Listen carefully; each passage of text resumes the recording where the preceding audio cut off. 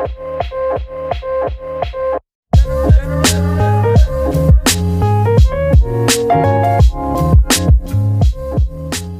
Hai guys. guys. Minggu ini kita bakal bahas, kali ini bukan IPO ya. Kali ini kita bakal bahas saham yang emang udah ada, udah launching. Terus kita bakal bahas PT Semen Indonesia Perseroan ATBK. Di sini kita sambil baca ya, sambil baca ininya catatan singkatnya dari SMGR. Terus Ya, kalau kalian ada yang mau catatan singkatnya bisa komen, nanti kita kirimin linknya atau kita kirimin filenya. Terus kita mulai dari mana nih, Nat? sebelumnya kita kenalan dulu nggak sih nih? Oh iya benar, kita kenalan Ya. dulu. Nama aku Nadia dan partner aku. Karina Reni. Lanjut. Nah, kita lihat nih ya, masuk dari bisnis model dari SMGR ini ya, untuk kegiatan usahanya itu dia di bidang semen ya, Nat ya. Iya. Terus sumber income-nya itu berasal dari penjualan semen yang udah pasti, dan marketnya itu ada di Indonesia, Australia, dan dia juga sudah melakukan ekspor ke Asia. Terus di sini kita bisa kita tadi sempat cari tahu ya, untuk saat ini untuk kasus hukumnya itu untuk SMGR itu tidak ada ya, Nat ya. Kita belum menemukan kasus Oh, di SMGR ya. ini. Ya, setelah kita lihat juga dia belum ada kasus apapun ya secara hukumnya. Nah, terus kita bisa lihat juga di sini ada pemegang sahamnya. Di sini dimiliki oleh negara sebesar 51,01%, dan 48,99%-nya itu masyarakat besar Indonesia. Terus, Nat? Nah, kalau dilihat dari segi pendapatannya nih ya, Erni, untuk pendapatan kuartal pertamanya mereka itu mengalami penurunan nih sebesar 5,8%. Terus bisa kita asumsikan kalau terdampaknya memiliki kinerja yang sama dengan kuartal pertama. Jadi tuh kalau sampai akhir tahun mereka ini akan mengalami penurunan nih sebesar 8% dari segi net profitnya juga mengalami kenaikan. Nah, kenaikan itu sebesar 0,9%. Nah, jadi kalau kita asumsikan untuk kedepannya memiliki kinerja yang sama dengan kuartal yang pertama. Jadi sampai akhir tahun ini akan mengalami penurunan sebesar 35,7%. Mungkin karena dampak pandemi juga kali Iya, ya. benar, pandemi. Iya. Terus untuk asetnya gimana nih, Erni? Nah, terus kita juga bisa lihat dari aset ya. Di sini dari segi asetnya itu mengalami kenaikan sebesar 0,5% dari tahun sebelumnya. Terus dari segi utang ya, Nat ya. Ya, betul. Kita lihat nih dari segi utang juga mengalami kenaikan sebesar 2,6%, dan untuk dari segi modalnya juga mengalami penurunan, dan penurunannya itu sebesar 2%. Kita bisa lihat juga di sini.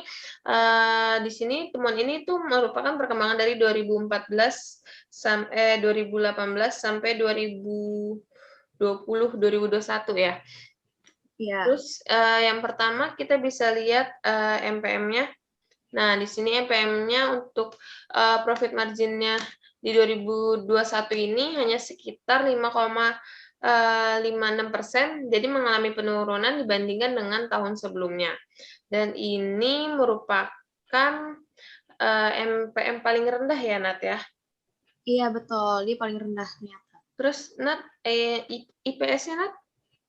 Nah, kalau untuk IPS-nya ini tuh jadi dikosongkan dan terus dibuat jadi 29,3 kali. Jadi untuk dari segi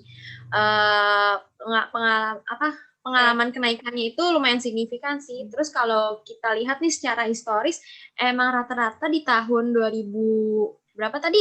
ya? 2018 sampai 2021 tuh emang selalu di atas 20. Tapi kalau kita lihat dari segi harganya memang sangat signifikan ya. Jadi dari segi harga sebenarnya mengalami penurunan lumayan signifikan. gitu. Nah, kalau dari segi bisnisnya itu juga mengalami penurunan yang membuat pair-nya juga masih naik. Kalau dari segi value-nya sih sekarang di 5.900. Jadi kalau kita bandingkan dengan harga sekarang, kita bisa menentukan pilihannya di 1,51 kali. Ya. Nah, untuk secara PBV-nya gimana nih ya? Nah, di sini dari PBV-nya ini merupakan yang paling rendah ya di tahun 2001 ini. Untuk dari segi DER-nya juga di 1,24 ya, Nat ya. Iya, betul. 1,24 Terus kali. dan memang selama 3 tahun terakhir DER ini selalu di atas 1 sih ya, Nat. Terus kita lihat dari segi ROE-nya nih, Nat. Nah, ROE-nya itu di 5,15%. Nah, ini itu masih di bawah 10% ya. Untuk ROA-nya juga di 2,3%. Nah, untuk di saat kita bikin video ini, harga SMGR per lembar sahamnya itu kisaran 8 ribuan ya, Nat ya? Iya, 8.075 lah ya kira-kira. Terus juga berarti kita juga dari sini kita bisa ngambil kesimpulan ya, Nat ya. Untuk produk dan jasa kita bisa bilang masih bagus ya. Kenapa? Karena kita lihat dari perusahaan ini tuh bisa bertahan 5 sampai 10 tahun ke depan ya, Nat ya. Iya. Untuk GCG-nya, Nat? Jangka panjang. Nah, kalau untuk GCG-nya itu kita juga lihat bagus ya karena mereka tuh memiliki pemegang saham yang mayoritas. Yang kedua juga tidak memiliki kasus hukum ya. Tadi kan Iya benar, dijelasin. dia nggak punya kasus hukumnya. Nah, kalau untuk revenue nih, revenue sama net profit-nya juga kita setuju kalau iya benar. statusnya bagus. Iya, kenapa nih, Arti? Walaupun mengalami penurunan ya, Nat ya. Tapi Iya, penurunannya betul. itu belum signifikan karena emang masih pandemik sih. Iya, masih pandemi. Lanjut, yang asetnya gimana? Untuk aset juga tadi kita juga udah lihat ya, masih bagus mengalami kenaikan. Terus untuk liability-nya kurang bagus ya menurut kita ya. Karena DER-nya masih di atas 1 ya, dari tahun sebelumnya juga masih di atas 1.